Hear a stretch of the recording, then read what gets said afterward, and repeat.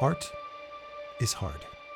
It exposes our weaknesses, it challenges our ego, and it is unrelenting, unforgiving when we screw things up. What I want to share with you today is not how to make it easy. What I want to share with you today is how to reframe your mindset so that you can understand what this hardship means and how to use it to your advantage. I want you to start enjoying difficulty.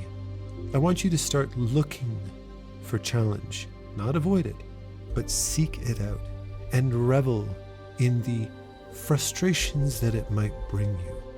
And I think there's no better way to start this conversation than to shout out all of my fellow Souls fans. Dark Souls, Elden Ring, Bloodborne, Sekiro. Games that, well, I think I've made it perfectly clear over the years how much I'm a huge fan. I've fashioned my art style off of it. I narrated the book You Died with Jason Killingsworth and Keza McDonald's, a love letter to Souls fans. And I've live streamed Elden Ring, something I want to do again soon. But more importantly, the reason why I love that series and the reason why I have come back to it time and time again is not only because it's, in my opinion, artistically one of the greatest creations of modern time, but more importantly, there's a philosophy, there's a mindset, there's a mind shift that happens when you play that game when it finally clicks. Most people start playing a Souls game, and I don't recommend starting with Sekiro because that'll turn you off of video games for the rest of your life. But let's say you start with Dark Souls. I actually started with Dark Souls 2. Most people who are fanatic fans of Souls games will usually say, the first time I played it, it didn't click. I found it too hard, too unforgiving. It didn't make sense, so I dropped it. But for some magical reason that I think Miyazaki and From Software managed to pull off, some little magic recipe they put into the game, a lot of players come back later on, maybe months later, maybe even years later. I put it down for a year before I gave it a second shot. And something happens when you come back that second time that makes it click. And it clicked for me. And once it clicked, I never looked back. I couldn't let it go. And despite all of these beautiful games, these wonderful games that get produced year after year, nothing beats the experience of playing a Souls game. Even playing it 20 times. I've finished them and have played new game pluses and new game pluses over and over and over again. Despite the fact that everybody knows and everybody claims that Souls games are the most unforgiving, most challenging, most frustrating games out there. I'm sure that there are plenty of broken remote controls and damaged TV screens or computer screens thanks to Souls games, when it pushes you over your patience level and you go completely postal on your remote control and throw it across the room. But we keep coming back, don't we? Why is that? Are we gluttons for punishment? Are we sadistic? Yeah, maybe a little bit. But I think there's something deeper that we don't admit. Something deeper that we don't realize. Yeah, life can be really frustrating. Yeah, life can be unfair. It can really, really kick your ass. And sometimes there's no light at the end of the tunnel. Sometimes things just suck and you have to just accept it. It's not going to get better. And if you try, you're just going to, if you try to reach into the quicksand to pull your feet out, you're just going to get your head stuck. I think it's more importantly is we love to be challenged. We love it when things are a little too hard. We love it when things anger us. They frustrate us. They exhaust us. They embarrass us. They humiliate us. They expose us to our vulnerabilities. And art, just like a Souls game, doesn't give you shortcuts. Especially, something that I noticed recently, the only Souls game that I only completed once and didn't come back to. It was arguably the one I thought of the least, and that was Sekiro. And I started playing Sekiro again recently, and there's something very unique about that game compared to the other Souls games, and something that I feel it really serves as a very good example of how art can frustrate us. In all Souls games, Elden Ring, Dark Souls, Bloodborne, you can level up.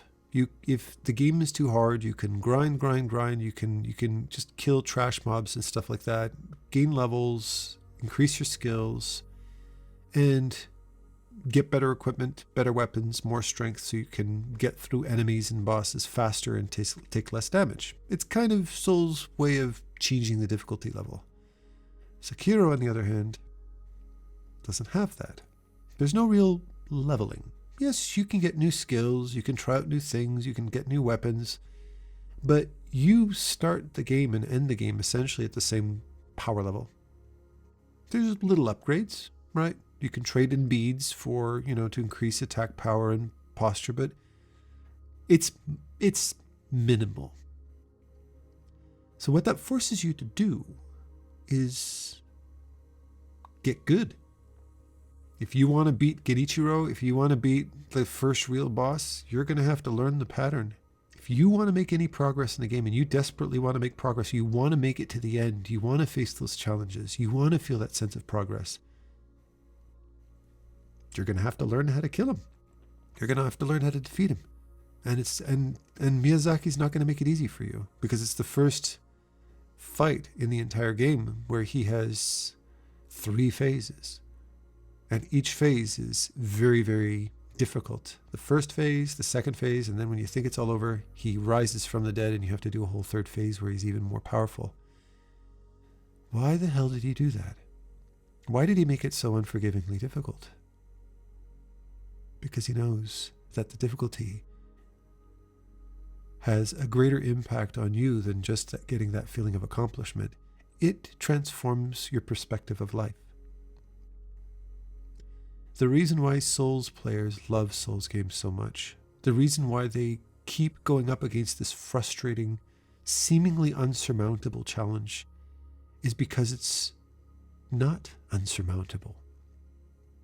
You just have to learn to discipline yourself, to accept the fact that this is going to be hard, and the sooner you come to terms with the fact that it's hard, the sooner you're going to make the true needed effort to overcome the challenge. And even though I went up against Genichiro 30 times, I didn't use cheeses. I didn't use that wall hack where you go up behind the door and you can just keep attacking him. I didn't do that. I tried a few times and I went, no, screw this. I instead learned this pattern, learned how to parry properly, learned how to get that attack in right as he's coming towards me. I can lunge in from the side. Learn when to jump when his critical attack comes in so I can stun him and get a few attacks in. Learned about patience. Don't get greedy and try to attack him too much, because if you do that, you're just keeping yourself open and vulnerable. Take your time. This fight might take you 30 minutes to get through it. And you'd get 28 minutes through it, and then he killed you. Son of a bitch, I have to go through all of that again. And I took a deep breath and I went, yeah, that's exactly what I'm going to do. And then I did it again. And the 2nd and 3rd and 4th and 5th and 6th time, I got him to 99%. And then he killed me. He gave me some cheesy move that I wasn't expecting. And I got frustrated and I wanted to throw my remote across the room because it took me so goddamn long to get to that point. Wow, I wasted all that goddamn time. But then I was focused. I dried the sweat off of my hands. I wiped them off on my knees. I grabbed that remote control. I walked in with focus. I walked in saying, Adam, be more patient. Don't be impulsive. You can do this. And I beat him. And when I did, I was elated. When I did, I was screaming victory for a stupid video game. It's just a stupid video game. Adam, you're 49 years old. Grow the fuck up. No, it's not a video game. Well, yes, it's a video game, but it's not just a video game. It's a life lesson. It's teaching you that I can get over things that I feel are unsurmountable. And when you walk away from that experience, knowing that you've overcome something that you didn't even think was possible, it just seemed unfair, it was too long, it required too much patience, you went, no, you have the patience in you. You have the ability in you. You have the ability to observe and learn from your mistakes and do it over and over and over again as many times as it needs. But once you get over that, the game will become that much easier. You will become better at it, at the rhythm, at the timing, at the attacks, at the patience. And those skills translate directly into the quality of life. So many Souls, it's amazing how many videos I've seen by, like Nikki Jakey and a bunch of different guys who would say how Souls games changed their life. Souls games save them. I don't disagree with that. That doesn't sound stupid or nerdy. To me, it's like, no. What is it about Souls games that makes people feel better? That gives people a sense of hope? It's that it teaches you that the way to overcome your greatest challenges sometimes is you have to get over yourself first. And in order to do that, what Souls games teach you is that you need to embrace difficulty.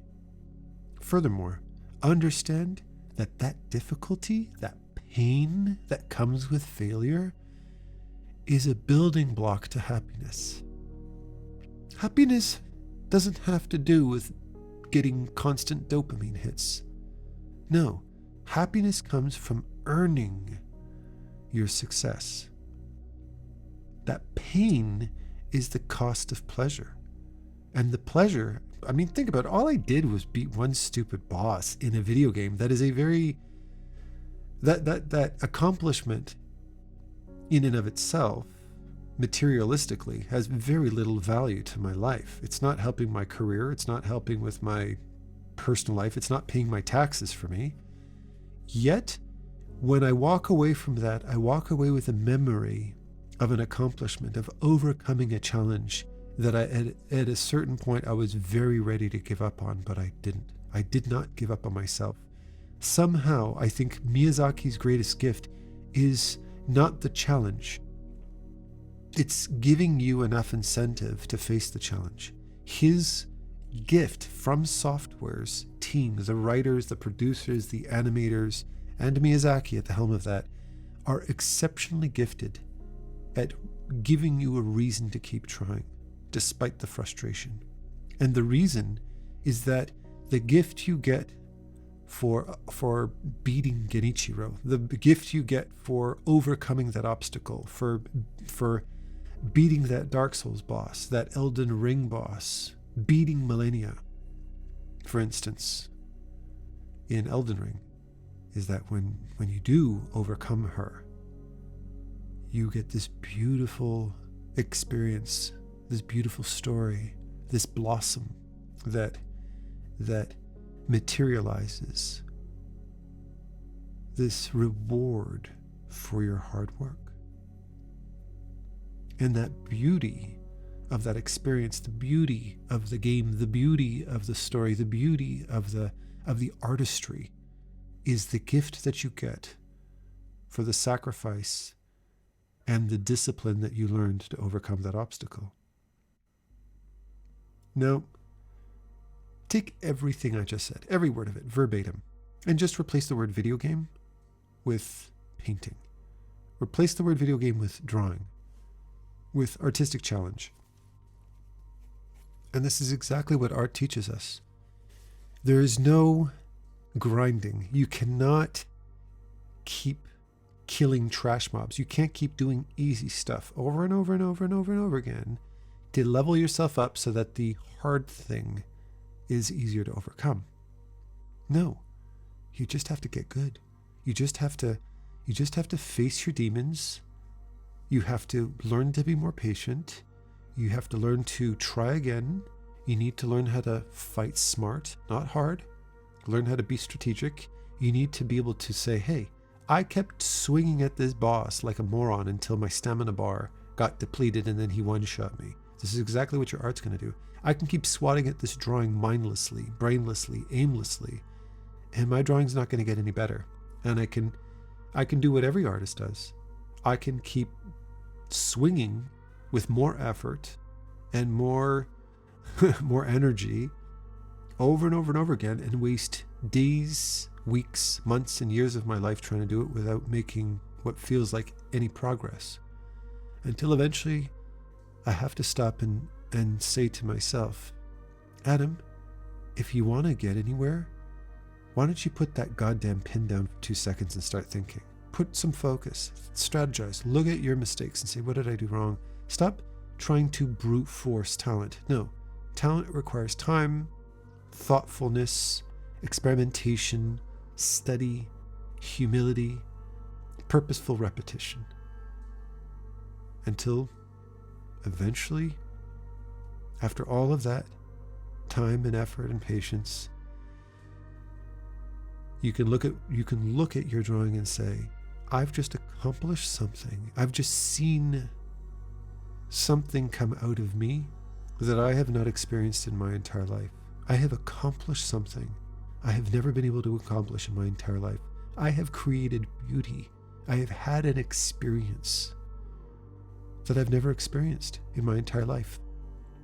And the most wonderful part was, it was a manifestation of nothing more or less than pure artistic skill. I'm just good at it. And no matter how much money that art made you, no matter how much popularity, how many clicks it gave you, it doesn't matter at that point. It doesn't matter, because you can look at what you've accomplished and you realize in that moment, I am a better version of myself than I was before I decided to take on this challenge. I have the patience to have been able to pursue this for months and weeks and years. I'm still going at it. I mean, shit, you think a Dark Souls game's hard. You trying to fight that same boss for years. Not hours, not days, years. Nothing feels better than that. What you need to learn as an artist to become a true professional, to develop a healthy relationship with your drawings, is to become more mindful of your negative impulses. You're never going to get anywhere with this. You're 35 years old. Grow the fuck up. Get a job. Get a real job. What the hell are you doing with your life? You've got friends of yours that are in their early 20s. They're fucking teenagers and they can draw circles around you. Why the hell are you wasting your time? I'm telling you why you're wasting your time. Because you're not an artist to beat a deadline. You're an artist to become a better human. You're an artist because you've decided to take on the responsibility to immortalize the most beautiful things on this planet. The things that truly do fucking matter. Technology doesn't matter. AI doesn't matter. Auto-tune doesn't matter. Clickbait doesn't matter. Marketing doesn't matter. The number of expensive rings you have on your hand does not matter. Nobody gives a shit what kind of computer you drew it on. Nobody gives a shit what kind of stylus you used. Whether you did it on a Mac Studio or some shitty old 2009 Intel computer that's got, dust in the fans. Nobody gives a shit. Nobody cares. Nobody cares how good your hair looked when you drew it. Nobody cares how polished your shoes were. People just look at you and go, inside you resides the soul of a beautiful human who needs a bath once in a while. But the value of you as a human being, nobody's ever going to give a shit what kind of shoes you wear in 150 years from now. Your body is going to fade into dust. But what you create is forever. It's a timestamp. You've immortalized something that generation after generation after generation are going to be able to see. And because it came from a real person, because it came from a human, that value is eternal. If it comes from some prompt, it never had value to start off with. Remember, we're all threatened by AI. We're all threatened by our jobs that are going to get lost by this technology. And yeah, that might fucking happen. I don't know. But what I do know is I don't give a shit. I know that whether or not I get paid for doing this, whether I get paid to do these drawings that you're watching me do right now, that's very secondary, because if I need to make money, I can work at a grocery store. If I need to make money, I can work as a waiter. I've done it before. I've loved it. It's good physical work. It's great. I don't care. Money's money. I don't give a shit. But I know that I'm never going to stop trying. You know how I know? Because I've tried. I know because I've tried to give up. The whole reason I got into swing dancing and started a swing dance venue, what taught me to get into business in the first place and start my own business was I was trying to find a way out of my poverty as an artist, my lack of employment. I was trying to make a living for myself, and I couldn't do that artistically. But I couldn't. Even when I tried, even when I was getting a paycheck, a good paycheck, doing other things, my identity was that of an artist. And despite the fact that if I decided to keep putting time and energy into my dance venue, I was doing good. It was going well. I let it go because it wasn't me. I could not be something that was not me. I had to get back to being an artist. So I gave it another shot, and another one, and another one, and another one. I kept getting up, I kept picking up that remote control, and I kept trying to fight that boss. And eventually, I overcame that boss. And I made progress, and more progress, and more progress. And before you knew it, I was really starting to get somewhere. I was creating momentum with my career. I was creating momentum with my livelihood, with my feelings of self-worth. It slowly started to take shape, but man, oh man, oh man, oh fucking man, did it take me a long time to get there. Whew. I mean, I look back at my life and I go, there is a field of bodies behind me, and every one of those bodies belong to me. Those are all the souls that I've left behind, and I've had to rise from the ashes once again, unkindled, and try again. And I love that pain. I love that suffering. I love that doubt. I love it because it allows me to look you in the eyes and say, I earned my place here. And you can look at me and say, so have I. And this is what makes us sisters and brothers. This is what makes us comrades. This is what makes us kindred spirits. We've been through the trenches. We've fought the war together. The pain of that gives us purpose. It's our purpose. Don't take that for granted. There's a reason why when you find out what that console command, that hack, that plugin that gives you infinite money is a fun novelty for 5 minutes and then you stop playing the game. I remember when I discovered in Skyrim the easiest hack in the world. I could make all the money I want. I just had to type it in. I could just use the console command thing. I was like, holy shit, you can do this?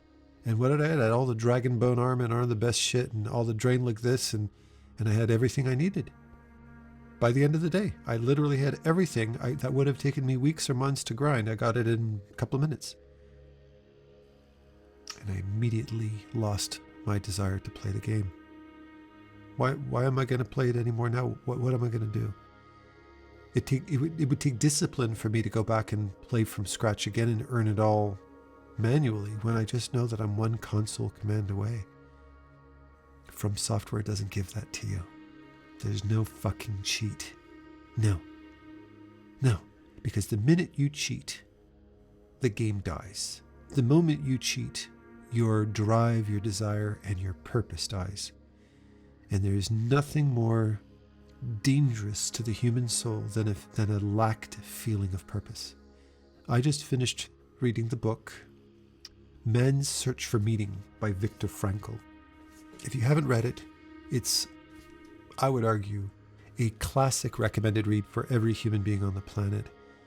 It's the story of a man who lived through the Second World War, through Auschwitz, through the whole experience of what it was like to watch people die, watch people lose hope, watch people struggle to survive, watch people get diseases, watch people struggle and starve and get beaten and gassed, and, well, the Holocaust, what can I tell you?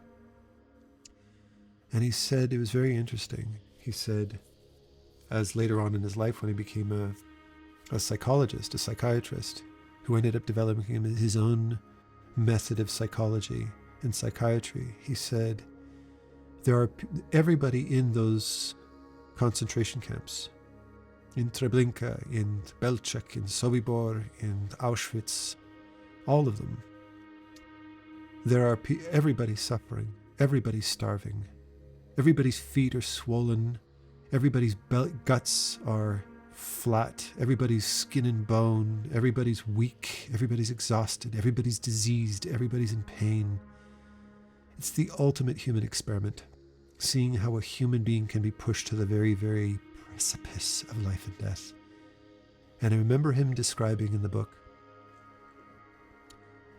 that there would be a man or a woman that wouldn't bother to get out of bed in the morning. They would just lie there. They wouldn't respect the roll call that they had to show up for. And if they didn't, they could get beaten or killed by the SS. And they wouldn't get up. They would just lie there. And then he would roll over and he'd reach into a deep pocket in his coat and he'd pull out a cigarette. And he'd light it up and he'd smoke it. And he knew that was that person giving up. They were giving up. They were not trading that cigarette in for food. They were smoking it. They were indulging in a little last moment of pleasure because they were no longer fighting to survive. He could always see and tell when the person just lost hope in life. And he said he found it fascinating, and it was becoming a core part of his life study, figuring out why some people give up and some people don't, why some people keep fighting and some people give up fighting and let fate take the wheel, let what come, and let their life either be taken from them or just let themselves die, let themselves starve. And he said, almost unanimously, the people who didn't give up were the people who held on to a sense of purpose in life. As meager, as fickle, as futile as it might be, that they felt that when I get out of here, I get out of here for this reason. This is my purpose. This is my goal. This is my ambition. And the ones who let themselves go is when they came to the conclusion that they had no purpose left. There was no purpose for them anymore. And therefore there was no reason for them to exist. That was the determining factor at the worst possible state a human being can be in, at the very, very precipice of life and death. That's what tipped the scale. And what I'm telling you, my dear artist, is you have a purpose. And you need to fight for that purpose. You need to protect that purpose. You are an artist. You are the warrior of the heart.